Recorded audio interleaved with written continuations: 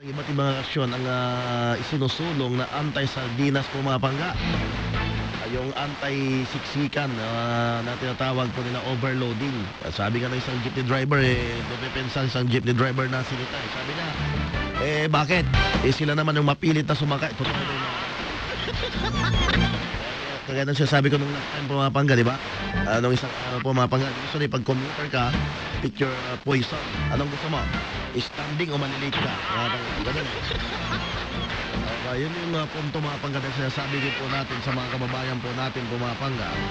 Diyan sa usapin na yun, yung question din po natin at actually tanong din po ng mas nakakadami natin mga kababayan po yung tungkol po dyan sa usapin po na yung mga pangga. Kung ipapatupad ba ng maigpit mga pangga itong usapin tungkol po dito sa kung ipapatupad po ba ng maigpit yung usapin tungkol po dito sa sa anti-sardinas o yung iwas po sa po mga pangga. Iwas po sa overloading mga pangga, sapat po ba yung mga sapat po ba yung mga pampubliko mga sasakyan? Tanong po diyan. Kung hindi sapat, mga pangga may problema. Mauulit at mauulit po mga pangga yung ganyang senaryo po mga pangga. Yung ating pong mga kababayan po mga pangga sasabit, di ba? Yun ang layman's term, sabit di ba? Ang mga pangga. Kahit naman ako nung high school mga pangga, most of the time nakasabit. Cute kaya sumabit sa tricycle mga pangga. Noong kabataan natin. Tapos na-realize ko bigla mga pangga, ngayon lang, kamakailan lang mga pangga, delikado pala yun.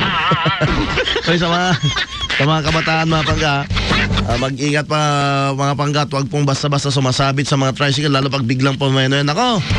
Mga pangga, yung biglang pumeno po mga pangga, yung mga tricycle na mga ganyan, pampubliko, pagka-bus naman mga panggang, kalaban mo dyan yung standing. Lalo pagka may mga okasyon mga pangga, nakatayo po mga pangga, tayuan ng ilang oras.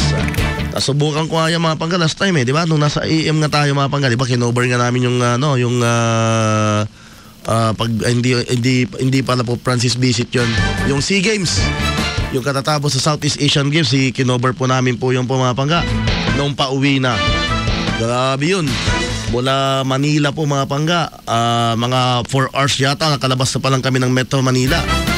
Diba? Ganun po katagal. Ang daming mga nakatayo din po ng mga nagpupumilit mga pangga na bumiyahe. Na mga pangga na bumiyahe at makauwi na. Ugaling Pilipino pa man din yan mga pangga, sa totoo lang, di ba? Hindi din kasi maalis sa mga Pilipino po mga pangga, mga ugaling Pinoy po mga pangga na mainipin. Diba? Mga pangga, gusto po nila, ano yung tawag po nila dito po mga pangga, gusto po nila sasakay kaagad po mga pangga dyan sa, makasakay kaagad at makauwi po kaagad sa kanilang mga lugar. Kahit naman sa mga pangunahing lansangan, yung mga bumibiyahe mga pangga, ganyan siya. Mainipin mga pangga.